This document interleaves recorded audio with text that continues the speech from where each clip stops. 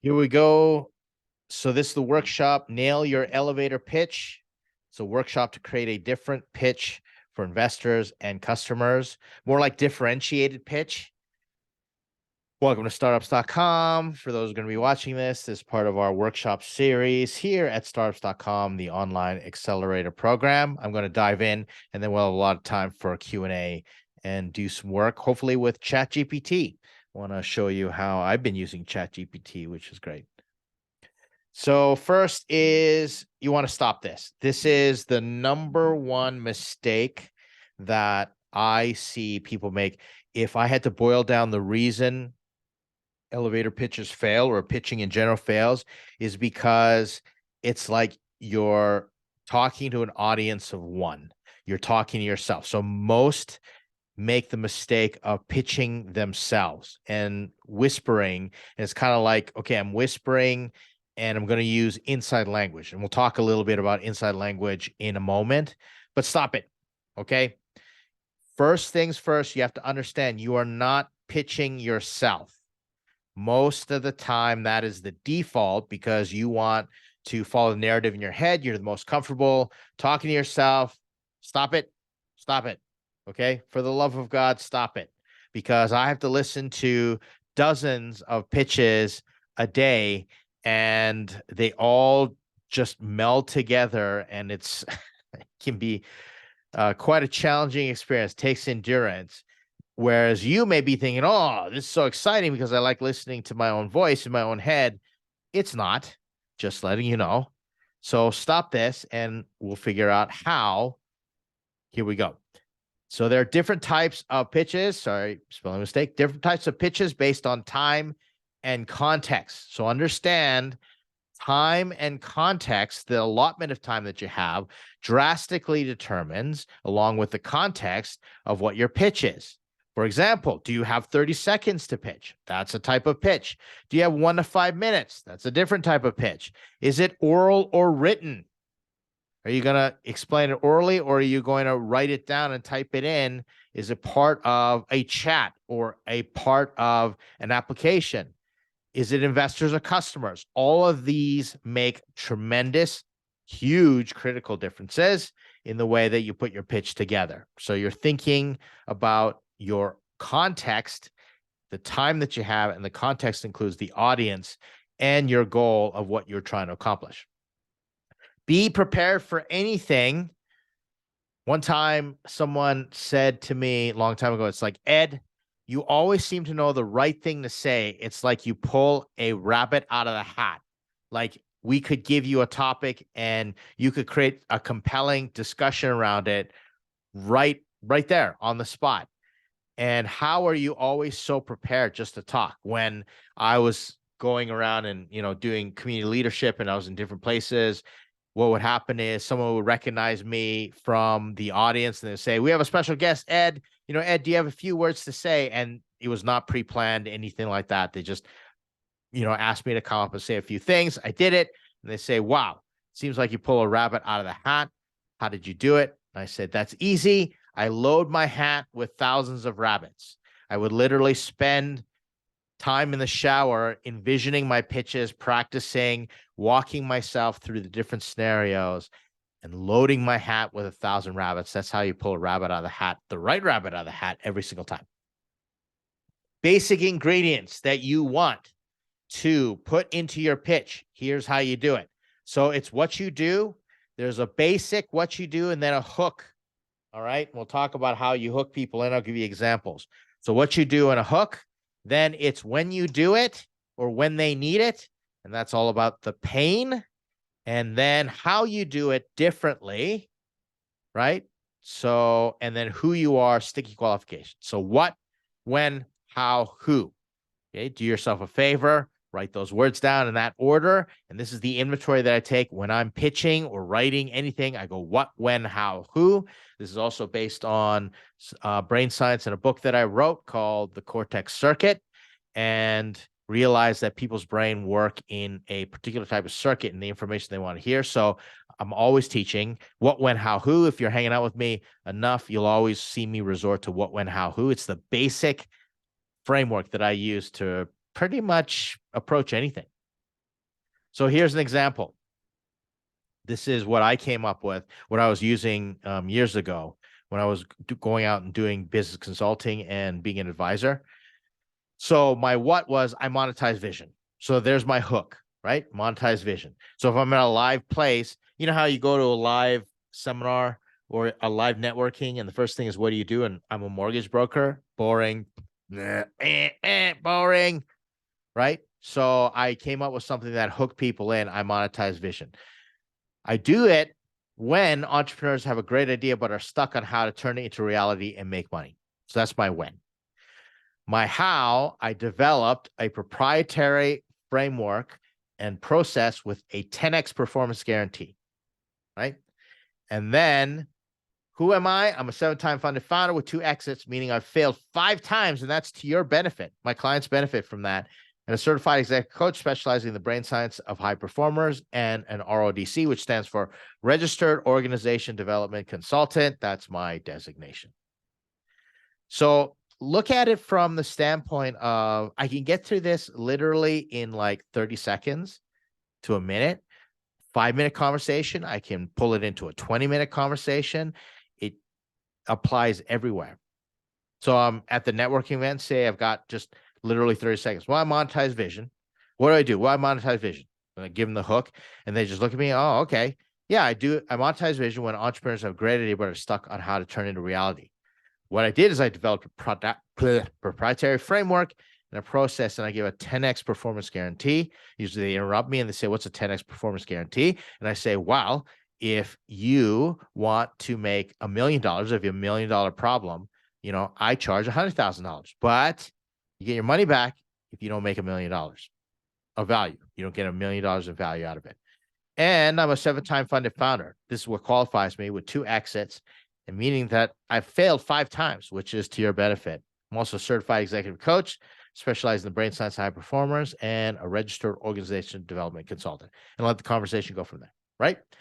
So now you can imagine how I can turn this into a presentation. I can keep expanding it, etc. So this is the stuff that I've used. Now you can reverse it for a live pitch. This is like a TED Talk, right? So you can go who I am and start and have an emotional bond. So you put out who I am and how I got here, start the story. Then when I figure it out, share a process timeline, and then what I do now, the payoff. All right. So it's kind of based on comedy, and it's based on really bringing the heat when it comes to the narrative and getting everybody's attention. So notice how before the basic building blocks were what, when, how, who. And so when you're delivering a live pitch, you can change it for who, how, when, what, right? So let's give an example. So this is an example of what I did at a live conference. So it was in China, and I was invited to speak, and I did a live conference, and I basically wrote this out, and this is what it came down to. Okay, who I am, I'm a failure, right? I just flat out, I'm a failure. I had created an emotional bond, and I put it out there. I was vulnerable, and I said, I'm a failure. And here's what happened. I remember telling my wife that the bank foreclosed after building a company of 55 million. Then I was hit by a recession. And I tell that story, and I expand a little bit, and I said, my wife looked at me, and she was holding my newborn child, and I remember her saying to me, even though I know she didn't say it that way, but that's how I remember, she said to me, are you ever going to apologize for ruining our lives? This is how I started my talk, and all these business executives were stunned. You could see there was a pin drop in the room that I was willing to just be upfront with this level of failure. Then I go on to how. I began to ponder, why do I do what I do? And I learned I was only using half my brain through executive coaching. And I explained the story, talking to executive coach, and he said, I know what your problem is. You only use half your brain. And I said, geez, that's kind of offensive. But luckily I was in an open mood, and I said, tell me more. And that's how I learned about the brain science of what was going on and the different things that I was dealing with and the trauma. So in the end, I created a software called MDA Cloud based on brain science and intrinsic motivation. I'm going to show that to you today. That was my pitch. Took me, all of 5 minutes to begin telling the story, have meeting out palm my hand. Then I did a demo on the software, and Bob's your uncle. Then clients, Alibaba, Tencent, other companies started coming up and they started talking to me and asking me questions all the way after. And they all came up to me. Most of them that were super engaged said, I so appreciate that you were willing to share as vulnerable as you were. I've never heard someone share that. So that's what I did. And all I did was I went backwards. I figured out my what, how, when, who, and I turned it around and I made it compelling. So that's a pitch. Here's some other methods that I use that I recommend. Here's some resources that you can look at. We're going to touch on each one of them. The first one is To Sell is Human. Read this book. It's one of the books I read, which was amazing. It was all about how we're always selling. This was by Daniel Pink, and fantastic book. So read this book. The next one, Story Brand, really breaks down how to, differentiate yourself and create compelling messages. This is by Donald Miller. And then the One Word Why, I'll explain the methodology that triggered it. It was looking at MasterCard's campaign, Priceless. We'll take a look at that. And then pitch deck format, we'll talk through that in a moment, just using your standard pitch deck format, problem, solution, special sauce, etc. The Infinite Game, check out this book by Simon Sinek, The Infinite Game. It's a fantastic book. And this is a little more abstract when it comes to inspiring you, but it really helped me refine my elevator pitch as well, especially those emotional beats that I wanted to put in there. And so let's take a look. So in the book, To Sell is Human, talks about the Disney format of pitching. And this is how you develop your pitch, right? And so this is how they pitch movies. So they start with a hero, all right? So we've got this guy, this fish, and has a problem, loses his son, right? And it has to go out of the big ocean to find his son, and then ends up meeting Dory, a forgetful fish. They go on this adventure and they have to avoid sharks and, all this stuff to find Nemo. And the climax is there's this big confrontation, blah, blah, blah, et cetera. And they all live happily ever after. So what you do is you spell out, this is kind of like your customer journey. And it's how you develop kind of a movie around your customer, and you pitch it like a movie. And then you flesh it out. So this pitch, Finding Nemo, took all of, 2 minutes, but an entire movie was out there, but it had to be greenlit by the executives. So this is one way that you can start to build the content for your pitches. The next, Story Brand, Hero's Journey. This is based on Joseph Campbell's Hero's Journey, very similar to the way that all movies are made, like Disney Pixar movies. And, you liken it to Obi-Wan Kenobi training Luke Skywalker. And here's how it works. The hero has a problem. All right, to find the problem, the hero meets a guide. The hero is your customer. You are the guide, not vice versa. All right, so you are Obi-Wan Kenobi and you have a plan. So the guide has a plan, and then they act. They take action together and they achieve success, avoiding catastrophe. That's how it works. So this is the happily ever after. This is the resolution, right? So if you break down, this is what Story Brand does. It makes you break down all the elements of that, and then you can start to craft what's called a one-liner. So the Story Brand one-liner is all about, then you take, the problem, solution, result, and you combine it into one line. Okay. Remember, your target persona is the hero. Your customer is the hero. They want to be the hero. Too many founders and too many entrepreneurs come in and say, I'm the hero, so I'm going to come in, and guess what? This is your lucky day that you get to be graced by my presence and you get to do business with me and give me your money. No, it doesn't work that way. You are the guide. They are the hero. So the one-liner, you take all that and you combine it into one sentence. So let's give some examples of one-liner. And this is where I like these one-liners, because it eliminates inside language. That's another major problem that founders do, is they use inside language. They use language that they know and understand, but the customers don't understand. They don't have any context for. So I like the simplified one-liner, and I always recommend putting a simplified one-liner with no inside language on your cover page of your pitch deck if you're pitching investors. So for financial planning, secure financial future with personalized advice and guidance from our experts. Nothing fancy, no buzz, marketing hype. It's just straightforward. This is a one-liner.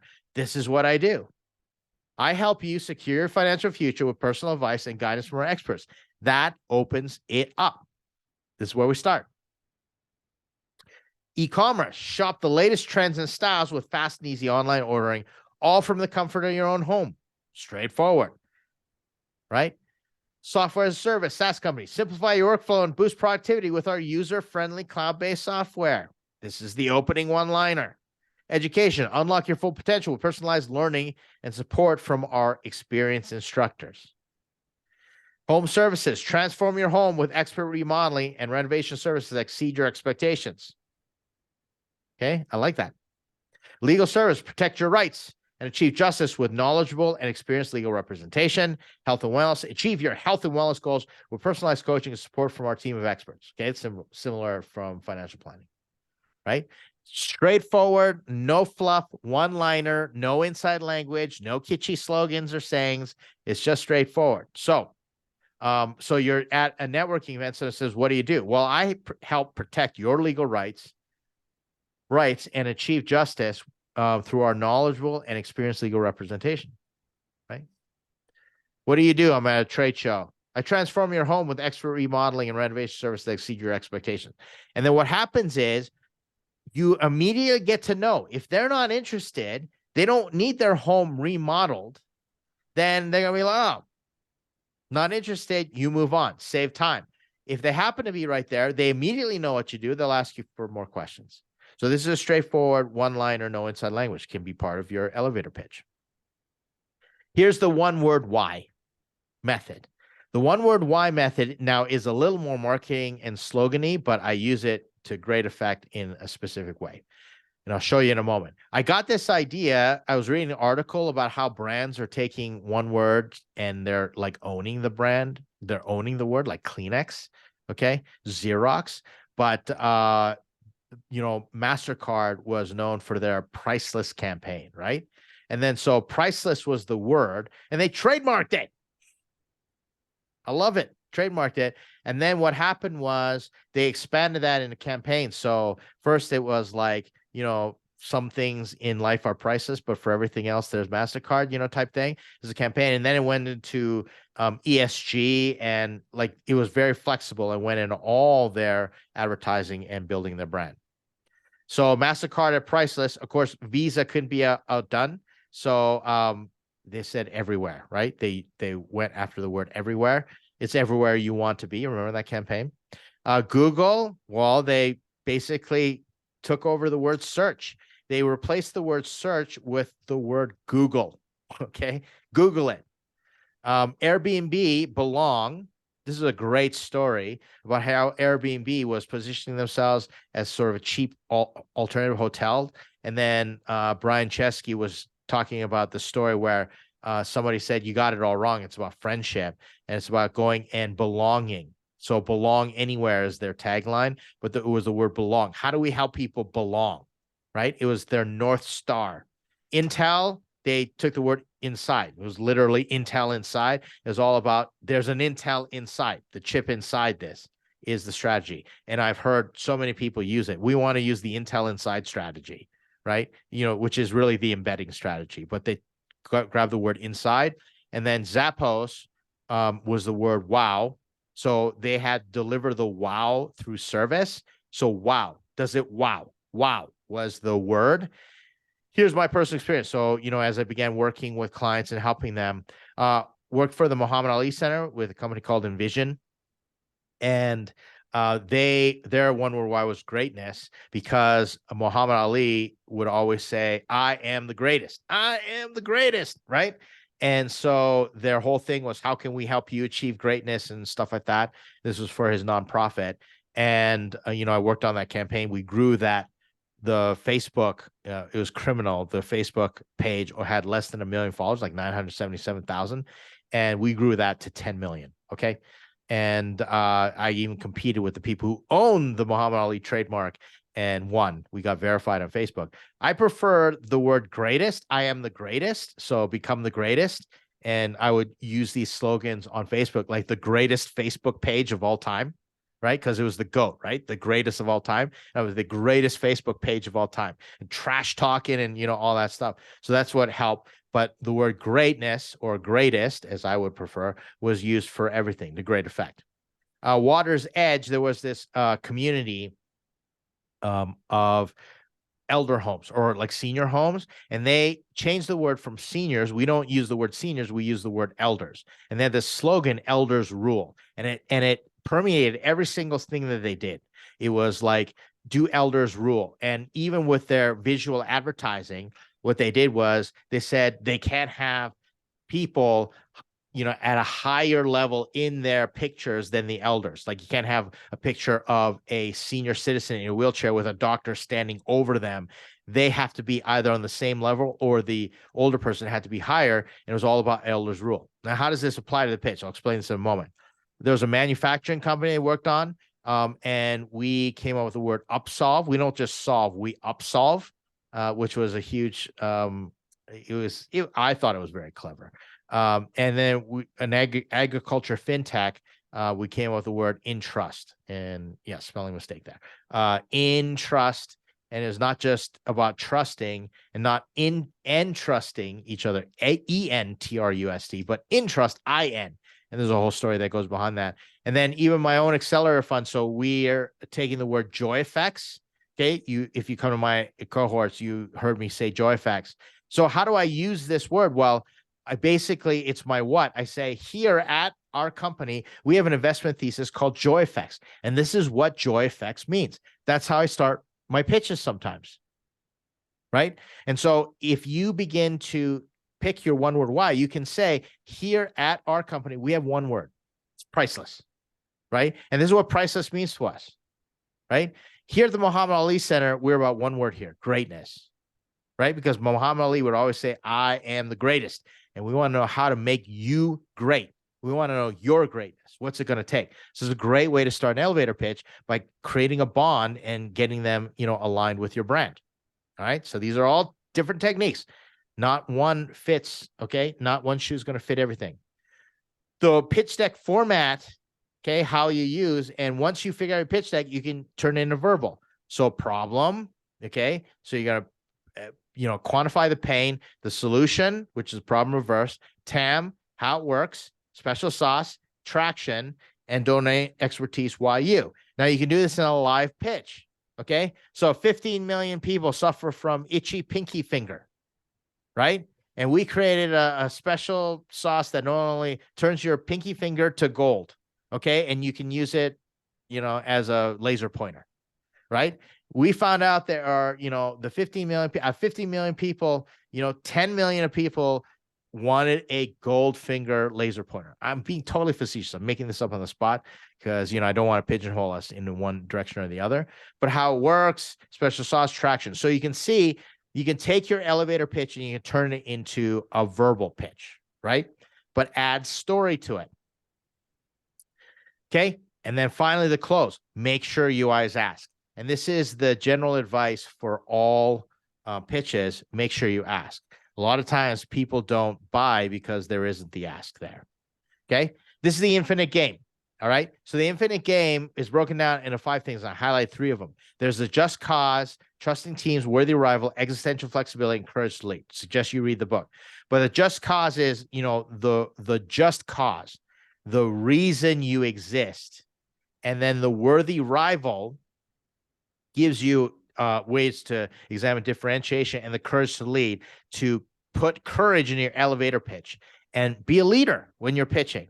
And Simon Sinek, a lot of times when it comes to a personal figuring out what your pitch is, he gave this advice and said, go to your friends and say, what do you like about me? And they'll say, well, I like you because this. And then eventually get to like, I like you because you do this and you do this, and this is how you occur. And you can start to find out what is it about you that is different and how you can put that into a pitch. So that's one way to look at it. Best advice. So let me give you the best practices. Okay. Test. So try them all and then test them out. Come into different places. You're going to be testing. Okay. That's the first piece of advice. My next piece of advice is test. Okay. So test. So once you've tested one, keep testing and try different things, and then do your A/B testing and change one word and, do all that stuff and see how it works out. Test. Okay. My next piece of advice, test again. Keep testing. All right. And then I got more advice for you. Did I mention test? Okay. We never get here without copious amounts of testing. To get to the point where I was able to distill everything down to I monetize vision, I asked my friends and different things like that, and I worked, and I must have come up with like 24 sets of business cards with different slogans on them to figure out. And I would just write to the point where I had one business card on one side and I would hand it to them. And when we use business cards, that's how old I am. Okay. And on one side I would say, I monetize vision, and I would show it to them. That was my technique. Okay. The next one is not about you and not about the money. This is where founders get all insecure. It's about solving the problem. I one time got some training from a certified fundraising person who, to maintain the certification, they have to raise like millions of dollars a year and, all this stuff. And she said, Ed, when I go in and I ask someone to write $1 million donation check, I realize it's not about me and it's not about the money. If I make it about me and I make it about the money, then I always lose. It's all about solving the problem. So she taught me how to do this and literally changed my fundraising. I would have to raise hundreds of thousands of dollars every year for a nonprofit we were running. And I would go in and I would say, hey, when are you going to write me the $10,000 check to start saving some kids' lives over in Nicaragua? I know you're good for it. Like when? When are you going to do this? Right? Or what's it going to take for you to write me that check? I totally went around it. And I researched and different things like that because I became bold because it's not about me and it's not about the money, right? A lot of times founders end up using elevator pitches and pitch other companies or customers, and they do it in a way that they wouldn't even listen to their own pitch. Like it's just cringy for themselves. And then why are you doing that? Same thing with direct email. You know how many founders send really horrible direct emails that they wouldn't even respond to? Same thing with the elevator pitch. Right. So if you make it about you and you make it about the money, you're not going to respond well to something like that. So guess what? Make it about them and the problem. Right. I want to solve this problem for you. What's it going to take to let me solve this problem for you? What's it worth to you? Right. So understand, take that mindset when you're developing the pitch. And like I said, broken record, test, and do some more testing. Right. All right. So how to use ChatGPT to do this? I've been doing this recently and it's been very helpful. So first, I use ChatGPT to research. I say, what are some great elevator pitches or pitches that are out there in this industry, etc. I'm starting this company and I want to pitch this type of person. What are some pitches out there? What are ones that are successful? What best practices, right? And then I brainstorm. Give me, 3 different versions of the pitch that we could be using, this whole time, or what's differentiated, or critique this pitch for me, or how could I, pitch this a little differently, etc. Right? And so what am I missing? What am I missing? Then the next thing that I do is I use it to refine, right? So I'll rewrite it. I say, rewrite this into one sentence for me. What could be one sentence? Or I'll say, hey, what, how could this be a paragraph? How could this be turned into a YouTube video or a TikTok or a TED Talk or something like that? And ChatGPT really helps me. So I refine. All right. So there you have it. That is that's the whole thing that, we're going to go through. So I'm going to stop the recording and get into some questions. For those of you who are going to be watching this on the replay later on, if you're part of startups.com, make sure you come to office hours, blah, blah, blah. If you're not part of startups.com and you're watching this somewhere on the interwebs, join startups.com online accelerator community of founders, accelerating other founders. I'm the lead advisor there, et cetera, et cetera. Leave a comment, ask questions, subscribe, all that good stuff. There's a pitch. Okay, moving along. I just had to get that out of the way.